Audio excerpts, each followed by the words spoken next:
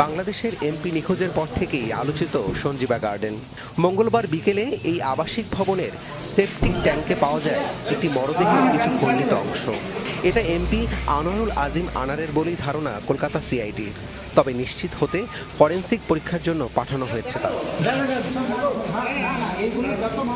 CID জানায় মরদেহের প্রায় 4 KG মাংস উদ্ধার করা হয়েছে। প্রত্যক্ষদর্শী ও আবাসনের সুয়ারেজ সিস্টেমের কর্মী সিদ্ধেশ্বর মণ্ডল জানান, লবণ মিশিয়ে মাংসের টুকরোগুলো রাখা হয়েছে একটি কাচের জারে। যেনাকে খুন করা হয়েছে ছোট ছোট পিস করে মানে প্যানের মধ্যে দিয়ে মানে ফ্ল্যাশ করিয়ে দিয়েছে ফ্লাশ করে মানে সেই মাংসটা ফ্লাশ থেকে পাইপের মধ্যে দিয়ে মানে ম্যানুয়ালে সেফটি ট্যাঙ্কে গিয়ে জমা হয়। পরিমাণ পাওয়া গেছে 3 থেকে 4 কিলো।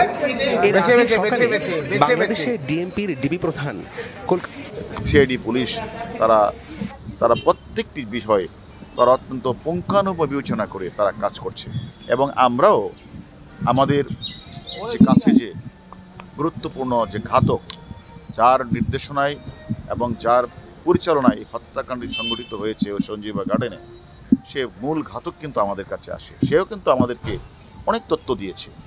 পাশাপাশি যে মেয়েটা ছিল সে মেয়েটাও আমাদের কিছু তথ্য দিয়েছে। এই তথ্যগুলি নিয়ে তো আমরা বাংলাদেশ থেকে কলকাতায় এসেছি। কলকাতায় এসে আপনারা জানেন যে আমরা সিআইডির সদর দপ্তরে আমরা ওই আসামির সাথে কথা বলেছি, মিলিয়ে দেখেছি, ক্রস এক্সামাইন করেছি। তারপরে ওই আসামিকে আমরা ওই ঘটনাস্থলে নিয়ে গিয়েছি। সেখানে গিয়েও আমরা যে তথ্যগুলি আমরা নিয়ে এসেছিলাম তার সাথে আমরা হুবহু মিল পেয়েছি।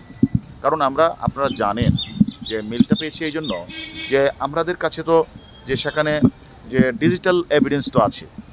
একটা জীবন্ত মানে যানজন্ত মানুষ বাসায় ঢুকলেন, সেখানে তো মেয়েটাও দেখেছে, ছবি আছে, ডিজিটাল এভিডেন্স আছে। এই মহিলা এই লোকটা এই মাননীয় এমপি মন্ত্রী আর বের হলেন না, এটারও তো প্রমাণ আছে। আবার আপনারা দেখেছেন সন্দেহভাজন কিছু ব্যাগ টেগ নিয়েও বের হয়েছে। সব কিছু তো এবং আমরা পারিপার্শ্বিক সাক্ষ্য প্রমাণ এগুলি মানে তারপরে তাদের স্বীকারোক্তিমূলক জবানবন্দি এবং তারপরে তাদের আসামিদের পিসি তাদের বিভিন্ন বিষয়গুলি আমি মনে করি তদন্তকারী কর্মকর্তা এগুলি আমলে আনবেন, বিবেচনা আনবেন। তারপরে কোর্টে প্রেরণ করলে সেখানে মাননীয় কোর্ট সেটাও তো আমলে নেবেন। এবং আমরা যেটা মনে করি যে এটাকে বলে জুরিসপ্রুডেন্স, যে তারা এটা আমলে নিয়ে আমি তো মনে করি এটা তারা বের করবেন। কারণ তাদের আসামিদের পিসিপিআর ইত্যাদি বিবেচনা রেখে বিজ্ঞ আদালতে যে আমরা রিপোর্টটা প্রেরণ করব তদন্তকারী কর্মকর্তা, সেখানে লজিক্যাল এবং জুরিসপ্রুডেন্স ডিসক্রিশন কাজে লাগিয়ে আমি তো মনে করি এই লোমহর্ষক হত্যাকাণ্ডের বিচার খুব কষ্টকর হবে বলে আমি মনে করি না। হারুন ভাই, উপরে একটা রুম রয়েছে যেটা ফেস সেন্সর, সেটা এবং হত্যাকারীরা যে খুন করার জন্য যে সমস্ত ইকুইপমেন্ট ব্যবহার করে, দেখেন আমি একটা কথা বলি, আমরা আমাদের মূল ঘাতক এবং এখানকার যে জাহিদ হালদার এরা যে তথ্যগুলি তারা দিয়ে 2 দেশ থেকে আমরা নিয়েছি, আমরা ক্রস এক্সামিন করেছি। সেখানে তারা যে গাড়িটা ব্যবহার করেছে, কোন রঙের গাড়িটা ব্যবহার করেছে, কে ছিল, আমরা তো হুবহু মিল পেয়েছি।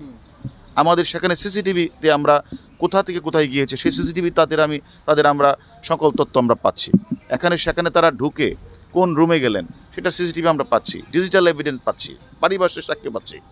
অতএব আমি মনে করি যে আপনারা যে প্রশ্নটি করছেন বারবার যে না পাওয়া গেলে কি হবে, আমার মনে হয় যে সর্বোপরি আমি মনে করি ভারত বাংলাদেশ উভয় দেশের বিজ্ঞ তদন্তকারী কর্মকর্তারা তারা অবশ্যই পারিপার্শ্বিকতা, ডিজিটাল এভিডেন্স এবং আসামিদের স্বীকারোক্তিমূলক জবানবন্দি, পিসিপিআর ইত্যাদি বিবেচনা রেখে বিজ্ঞ আদালতে যে রিপোর্ট প্রদান করবেন, সেই রিপোর্টের ভিত্তিতে আমি মনে করি বিজ্ঞ আদালত লজিক্যাল এবং জুরিসপ্রুডেন্স ডিসক্রিশন কাজে লাগিয়ে এই লোমহর্ষক হত্যাকাণ্ডের বিচার করা খুব কষ্টকর হবে বলে আমি মনে করি না। তবে এর অর্থ এটার অর্থ এই নয়, আরও তো অনেক দিন চলবে তদন্ত চলবে। আমাদের এই পুলিশ মানে কলকাতার সিআইডি তারা তো কাজ করছে। আজকেও আমরা সোয়ার্স লাইন ভাঙার জন্য বলেছি, আমরা হাতিশালা কাঠের যে ব্রিজটা সেখানে আমরা ওনাদের রিকোয়েস্ট করেছি ওনারা যেন এই জায়গাটাও সার্চ করে। চেষ্টা চলছে দোয়া করে। সকালেই ডিবি পুলিশের 3 সদস্যের টিম কলকাতা পুলিশ সদর দপ্তরে যায়। দেখা করেন পুলিশ কমিশনার বিনীত কোয়েলের সঙ্গে, কথা বলেন মামলার অগ্রগতির বিষয়ে।